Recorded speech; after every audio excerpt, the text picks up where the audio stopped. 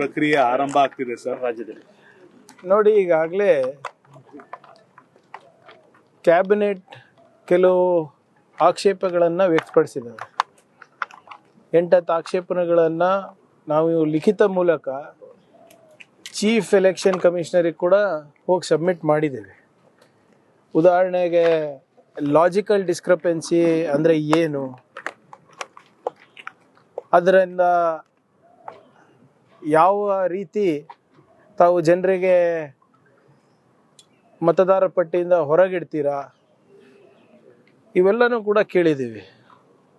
What is logical ಡಿಸ್ಕ್ರಪೆನ್ಸಿ ಇರ್ಬೋದು, ಮತ್ತು ಒಬ್ಬರು ಮತದಾರರಿಗೆ ಮತದಾನದ ಪಟ್ಟಿಯಿಂದ ಹೊರಗೆ ಹಾಕ್ತಾ ಇದ್ದಾಗ ಕಾನೂನಾತ್ಮಕವಾಗಿ ಅವರಿಗೆ ಇಲ್ಲಿ ನೋಟಿಸ್ ಕೊಡಬೇಕು, ಸ್ಪೀಕಿಂಗ್ ಆರ್ಡರ್ ಇರಬೇಕು, ಮತ್ತು ಏನಾದರೂ ಗೊಂದಲ ಇದ್ದರೆ ಟ್ರಿಬ್ಯುನಲ್ಗಳಲ್ಲಿ ಸರಿಯಾಗಿ ರೀತಿಯಾಗಿ ಅವಕಾಶ ಮಾಡಿಕೊಡ್ಬೇಕು.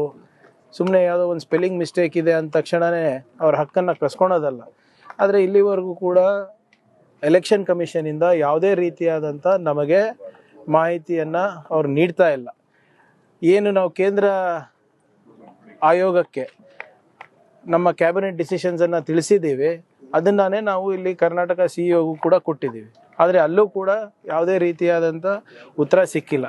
ನಾವು SIR ಮಾಡಬೇಡಿ ಅಂತ ಹೇಳ್ತಾ ಇಲ್ಲ. Voter roll revision is compulsory and it is the right of the election commission. ಆಮೇಲೆ ಅದಕ್ಕಿಂತ ಮುಖ್ಯವಾಗಿ ಒಂದು ಉತ್ತಮವಾದಂಥ ಮತ್ತು ಹೈಜೀನಿಕ್ ವೋಟರ್ ಲಿಸ್ಟ್ ಕೊಡೋದು ಅವ್ರ ಜವಾಬ್ದಾರಿ. ಆದರೆ ತಮಿಳ್ನಾಡು ಇರ್ಬೋದು, ಕೇರಳ ಇರ್ಬೋದು, ವೆಸ್ಟ್ ಬೆಂಗಾಲಲ್ಲಿ ಇರ್ಬೋದು, ಯಾವ ರೀತಿ SIR ನಡೆದಿದೆ ಅಂದರೆ ಬಡವರಿಗೆ ಅವರ ಹಕ್ಕಿಂದ ವಂಚನೆ ಮಾಡುವಂಥ ರೀತಿಯಲ್ಲಿ ನಡೆದಿದೆ.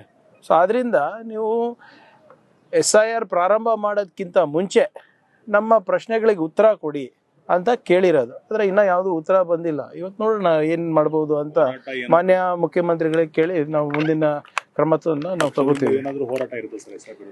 ನೋಡಿ, ಪಕ್ಷಕ್ಕಿಂತ ಫಸ್ಟು ನಾವು ಏನು ಜಾಗೃತಿ ಅಭಿಯಾನವನ್ನು ನಡೆಸಬೇಕು, ಅದನ್ನು ನಾವು ಮಾಡ್ತಾ ಇದ್ದೀವಿ. ಆದರೆ ಕಾನೂನಾತ್ಮಕವಾಗೂ ಕೂಡ ಇದನ್ನು ನಾವು ಪರಿಗಣಿಸಬೇಕಾಗ್ತದೆ. ಇವತ್ತು ಯಾವುದೋ ಒಂದು ಆರ್ಟಿಫಿಷಿಯಲ್ ಇಂಟೆಲಿಜೆನ್ಸ್ ಸಾಫ್ಟ್ವೇರ್ ಯೂಸ್ ಮಾಡಿಬಿಟ್ಟು ನೀವು ಎಲ್ಲರಿಗೂ ಹೊರಗಿಡ್ತೀರಾ ಅಂದರೆ ಅದನ್ನು ಆಡಿಟ್ ಮಾಡಿದವ್ರು ಯಾರು, ಅದು ಹೇಗೆ ಕೆಲಸ ಮಾಡುತ್ತೆ ಅಂತ ಯಾರಿಗೂ ಗೊತ್ತಿಲ್ಲ.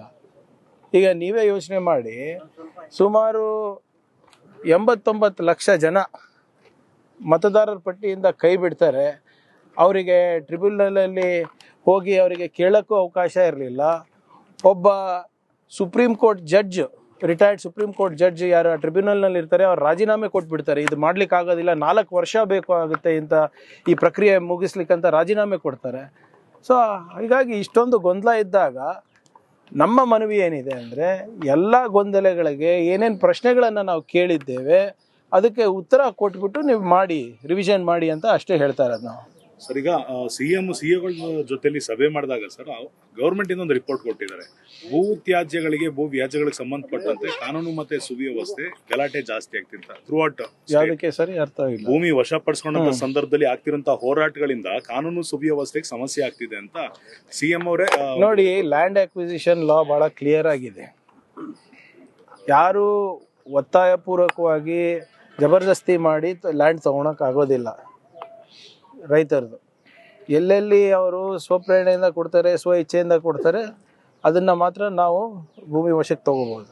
ಯಾರಿಗೆ ಕೊಡೋಕೆ ಇಷ್ಟ ಇಲ್ಲ 90-95% ಆಗಿದ್ದರೆ then we can acquire the rest also ಅಂತ ಆ್ಯಕ್ಟಲ್ಲಿ ಇದೆ. ಈಗ ಉದಾಹರಣೆ, ನೀವು ಚನ್ನರಾಯಪಟ್ಟಣದಲ್ಲಿ ದೇವನಹಳ್ಳಿನಲ್ಲಿ ನಾವು ಮಾಡಿಲ್ವಾ, ಅವ್ರು ಕೊಡೋಕೆ ಇಷ್ಟ ಇಲ್ಲ ಅಂದರೆ ನಾವು ಅಗ್ರಿಕಲ್ಚರ್ ಝೋನ್ ಅಂತಲೇ ಡಿಕ್ಲೇರ್ ಮಾಡಿದ್ವಿ ಅದನ್ನು. ಈಗ ಕೆಲವು ರೈತರು ಇಲ್ಲ, ನಾವು ಇಂಡಸ್ಟ್ರಿ ಮಾಡಬೇಕು ಅಂದ್ಬಿಟ್ಟು ಕೆಲವು ಜನ ಬಂದಿದ್ದಾರೆ. ಅದು ಪರಿಶೀಲನೆ ಮಾಡಿ ಅದು ಖರೀದಿ ಅಕ್ವೈರ್ ಮಾಡ್ಬೋದು ಅಂತ ನೋಡ್ತಾ ಇದ್ದೀವಿ. Nobody can force farmers to sell their land. ಅದು ಯಾವತ್ತು ಮಾಡೋಕ್ಕೂ ಪ್ರಯತ್ನ ನಾವು ಮಾಡಿಲ್ಲ, ಮಾಡೋದು ಇಲ್ಲ.